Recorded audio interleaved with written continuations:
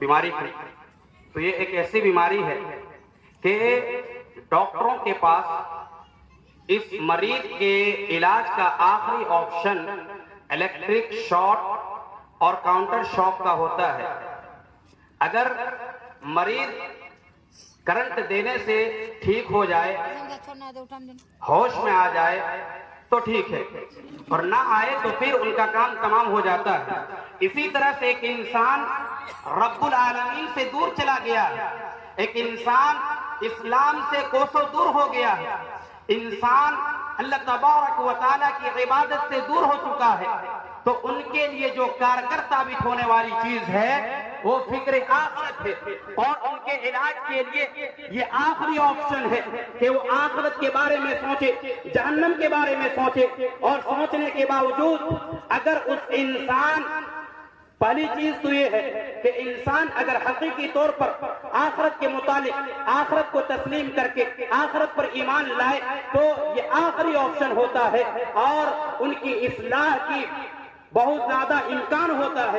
لیکن یاد رکھیے میرے بھائیوں کہ آپ اس بات سے اس کی اہمیت کا اندازہ لگا سکتے ہیں کہ ہارٹ اٹیک کا جو معاملہ ہے اس کی علامات پہلے ظاہر ہوتے ہیں، اس کی نشانیاں پہلے ظاہر ہوتے ہیں، سانس پھولنے لگتی ہے۔ ہارٹ اٹیک کا معاملہ زیادہ سیریس نہیں ہوتا ہے، اس کے مقابلے میں یہ زیادہ خطرناک ہوتا ہے۔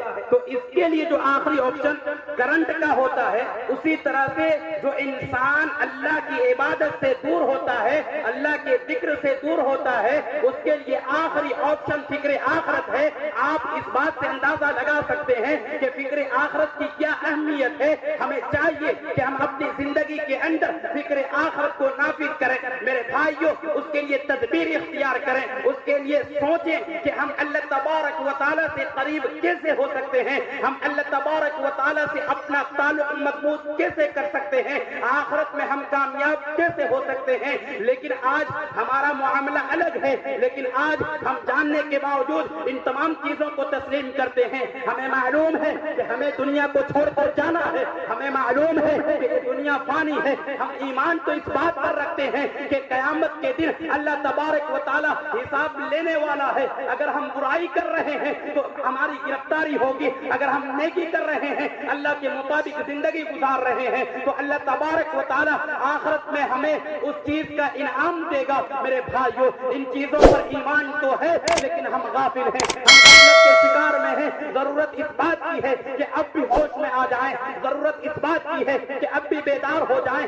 اگر آج ہم بیدار نہیں ہوئے، اگر ہم اللہ تبارک و تعالیٰ کی عبادت نہ کر سکے اور اس دنیا سے چلے گئے، جو دنیا فانی ہے، اس دنیا کو بنانے میں لگ گئے، اس کی رنگینیوں میں پھنس گئے، اس کی زیب و زینت میں پھنس گئے، اس کی زینت اور اس کے بناؤ سنگار میں محو اور مشغول رہ گئے، تو یاد رکھیے کل قیامت کے دن آپ کا کوئی مددگار نہ ہوگا، کل قیامت کے دن آپ کا کوئی حامی نہیں ہوگا، کل قیامت کے دن آپ کا کوئی ناصر نہیں ہوگا، آپ کے بوجھ کو اٹھانے والا کوئی نہیں ہوگا، کوئی ایک نیکی دینے کے لیے تیار نہیں ہوگا۔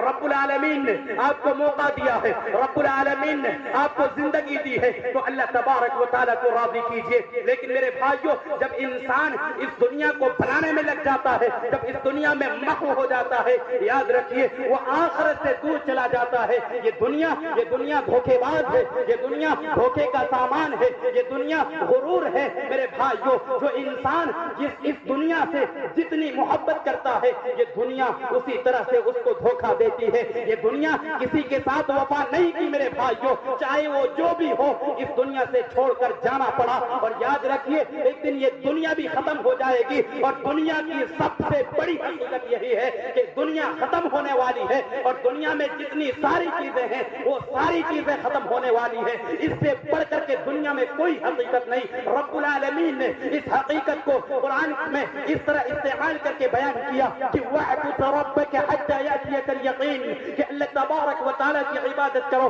کب تک؟ حَتَّى یأتیک الیقین، یہاں تک کہ قیامت آ جائے۔ میرے بھائیو، اللہ تبارک و تعالیٰ نے الیقین کا لفظ استعمال کیا، کیوں؟ کیونکہ یہ ایک ایسی چیز ہے کہ سارے کے سارے افراد مانتے ہیں، سارے کے سارے اس حقیقت سے واقف ہیں کہ دنیا سے ایک نہ ایک دن ہر انسان کو جانا ہے، اس دنیا کو چھوڑنا ہے۔ ہر انسان اس بات کو تسلیم کرتا ہے، چاہے وہ اسلام کے ماننے والے ہوں یا نہ ماننے والے ہوں، مسلمان ہوں نہ ہوں۔ میرے بھائیو، ہر طبقہ کے لوگ، ہر مسلک کے لوگ، ہر مذہب کے لوگ، سارے کے سارے اس بات پر اتفاق رکھتے ہیں کہ دنیا کو چھوڑ کر کے انہیں ایک دن جانا ہے۔ تو اللہ تبارک و تعالیٰ نے الیقین کا لفظ استعمال کیا کہ یہ موت آنا، قیامت آنا یقینی ہے، اس میں ذرہ برابر کوئی شک و شبہ کی گنجائش نہیں۔ عقل مندی اور دانش مندی یہ ہے کہ دنیا فانی ہے، ہم اپنے اوقات کو، اپنی زندگی کو غنیمت سمجھیں اور اس دنیا کے چکر میں اپنی آخرت کو برباد نہ کریں۔ دیکھیے، اللہ تبارک و تعالیٰ نے دنیا کمانے سے منع نہیں کیا ہے، اللہ تبارک و تعالیٰ نے دنیا کمانے سے منع نہیں کیا، دنیا کی تیاری اور دنیا میں اعلیٰ مقام پر فائز ہونے سے منع نہیں کیا، دنیاوی زندگی کو آخرت پر ترجیح دینے سے منع کیا کہ دیکھو دنیاوی زندگی کو آخرت پر ترجیح نہیں دینا۔ لیکن ہمارا معاملہ یہ ہے کہ بل تؤثرون الحیات الدنیا، تم لوگوں کا معاملہ یہ ہے کہ اللہ تبارک و تعالیٰ کہتا ہے کہ تم دنیاوی زندگی کو ترجیح دیتے ہو، تم دنیاوی زندگی کو اخروی زندگی پر ترجیح دیتے ہو۔ تمہیں معلوم ہے کہ دنیاوی زندگی کی حقیقت کیا ہے، تمہیں معلوم ہے یہ دنیاوی زندگی کی حیثیت کیا ہے، لیکن پھر بھی تم دنیاوی زندگی پر اس طرح مر مٹتے ہو کہ آخرت سے غافل ہو جاتے ہو۔ میرے بھائیو، دیکھیے، جب انسان دنیا کو بنانے اور سنوارنے میں لگ جاتا ہے، دنیا کا مطالبہ کرنے لگتا ہے، دنیا طلبی ہو جاتا ہے، تو ان کی کیفیت کیا ہوتی ہے۔ ذرا دیکھیے، اللہ تبارک و تعالیٰ نے قرآن میں ایسے لوگوں کا تذکرہ فرمایا اور بتلایا کہ ایسے لوگوں کی کیفیت کیا ہوتی ہے۔ اللہ رب العالمین نے کہا فَمِنْهُمْ مَنْ يَقُولُ رَبَّنَا آتِنَا فِي الدُّنْيَا وَمَا لَهُ فِي الْآخِرَةِ مِنْ خَلَاقٍ۔ جب ایک انسان دنیا کو کمانے میں، دنیا کو بنانے میں لگ جاتا ہے، اسی کے لیے اپنی تغدو کرنے لگتا ہے، آخرت بھول جاتا ہے، آخرت سے غافل ہو جاتا ہے، تو وہ بدبخت اس بدبختی پر بھی اتر آتا ہے، اللہ سے دعا کرتا ہے ربنا آتنا فی الدنیا، اے اللہ تبارک و تعالی، اے ہمارے رب، مجھے جو عطا کرنا ہے، مجھے جو دینا ہے اس دنیا کے اندر ہمیں وہ چیزیں عطا کر دے، وہ اس دنیا کے اندر وہ چیزیں ہمیں دے دے۔ اللہ کہتا ہے وَمَا لَهُ فِي الْآخِرَةِ مِنْ خَلَاقٍ، اللہ تبارک و تعالی ایسے لوگوں کے لیے آخرت میں کوئی چیز باقی نہیں رکھتا، ایسے لوگوں کے لیے آخرت میں کوئی چیز بچی نہیں رہتی۔ وَمَا لَهُ فِي الْآخِرَةِ مِنْ خَلَاقٍ، اللہ کہتا ہے ایسے لوگوں کے لیے اللہ تبارک و تعالی آخرت میں کوئی چیز باقی نہیں رکھتا۔ لیکن اللہ تبارک و تعالیٰ نے ایسے لوگوں کی تعریف بیان کی ہے کہ وَمِنْهُمْ مَنْ يَقُولُ رَبَّنَا آتِنَا فِي الدُّنْيَا حَسَنَةً وَفِي الْآخِرَةِ حَسَنَةً وَقِنَا عَذَابَ النَّارِ، کہ ایسا شخص جو دنیا کے ساتھ ساتھ آخرت کے بارے میں بھی سوچے، دنیا تو کمائے لیکن آخرت کو نہ بھولے، دنیاوی زندگی میں اخروی زندگی کو ترجیح دے۔ اللہ تبارک و تعالیٰ نے اس کی تعریف بیان کی ہے اور بتلایا کہ ان کی دعا کیسی ہوتی ہے۔ وہ ایسے دعا کرتے ہیں ربنا آتنا فی الدنیا حسنہ وفی الآخرۃ حسنہ، اے ہمارے رب ہمیں دنیا کے اندر بھی اچھائی عطا کر، اے ہمارے رب ہمیں آخرت کے اندر بھی اچھائی عطا کر، وقنا عذاب النار، اور ہمیں جہنم کے عذاب سے بچا لے، ہمیں جہنم کے عذاب سے بچا لے۔ میرے بھائیو، یہ ایک مومن کی دعا ہوتی ہے کہ وہ دنیا کو کماتا ہے لیکن آخرت کو نہیں بھولتا ہے، اخروی زندگی کو ترجیح دیتا ہے۔ آگے چلیے، رب العالمین نے بتلایا کہ جب دنیا کمانے میں انسان آخرت سے غافل ہوتا ہے تو دیکھیے اس کی حالت کیسی ہو جاتی ہے. اللہ تبارک و تعالی نے کہا ان الذين لا يرجون لقاءنا ورضوا بالحياة الدنيا واطمأنوا بها والذين هم عن آياتنا غافلون اولئك مأواهم النار بما كانوا يكسبون. اللہ تبارک و تعالی ایسے لوگوں کی حالت کے متعلق تذکرہ فرماتا ہے ان الذين لا يرجون لقاءنا، یقیناً یہ لوگ ایسے لوگ ہوتے ہیں جو ہم سے ملنے پر امید نہیں رکھتے ہیں، ہم سے ملاقات کی امید نہیں رکھتے ہیں. ورضوا بالحیات الدنیا، اور دنیاوی زندگی میں مگن ہیں، دنیاوی زندگی سے خوش ہیں. واطمأنوا بها، اور اس دنیاوی زندگی کو ہی وہ ساری چیز سمجھ بیٹھتا ہے، آخرت سے غافل ہو جاتا ہے. واطمأنوا بها والذین هم عن آیاتنا غافلون، اور ایسے لوگ ہماری نشانیوں سے، ہماری آیتوں سے غافل ہو جاتے ہیں. اللہ تبارک و تعالی نے مزید کہا اولئک مأواهم النار بما كانوا يكسبون، ایسے لوگوں کا ٹھکانہ جہنم ہے. کس وجہ سے؟ ان کے اعمال کی وجہ سے، ان کی کرتوتوں کی وجہ سے. اللہ تبارک و تعالی نے کہا ایسے لوگوں کا ٹھکانہ جہنم ہے. میرے بھائیو، یہ دنیا پرکشش ہے، یہ دنیا میں اٹریکشن ہے، یہ دنیا مائل کرنے والی ہے. لیکن یاد رکھیے اس بات پر، اس چیز پر مستزاد یہ کہ اللہ تبارک و تعالی نے لوگوں کے لیے اس دنیا کو مزید مزین کر دیا اور سجا دیا آزمائش کے لیے. اللہ تبارک و تعالی امتحان کے لیے اس دنیا کو سجا دیا. فرمایا زين للناس حب الشهوات من النساء والبنين والقناطير المقنطرة من الذهب والفضة والخيل المسومة والأنعام والحرث ذلك متاع الحياة الدنيا والله عنده حسن المآب. اللہ تبارک و تعالی نے اس دنیاوی زندگی کو ہمارے لیے مزین کر دیا اور فرمایا کہ لوگوں کے مرغوبات نفس کو مزین کر دیا، لوگوں کے خواہشات کو اللہ تبارک و تعالی نے سجا دیا، زینت اختیار کروا دیا. من النساء، عورتوں میں سے. دیکھیے اللہ تبارک و تعالی نے جس طرح استعمال لفظوں کا کیا ہے اس اعتبار سے انسان دنیا میں مائل بھی ہوتا ہے. اللہ رب العالمین نے سب سے پہلے جس لفظ کا استعمال کیا وہ النساء ہے، یعنی عورتوں کی طرف مرد مائل ہوتے ہیں. میرے بھائیو، انسان سب سے زیادہ جس کی طرف مائل ہوتے ہیں وہ عورتیں ہیں. اسی لیے اللہ رب العالمین نے سب سے پہلے النساء کا تذکرہ کیا کہ دیکھو اللہ تبارک و تعالی نے عورتوں کو سجا دیا، عورتوں کو مزین کر دیا، عورتوں کو آراستہ و پیراستہ کر دیا. کس لیے؟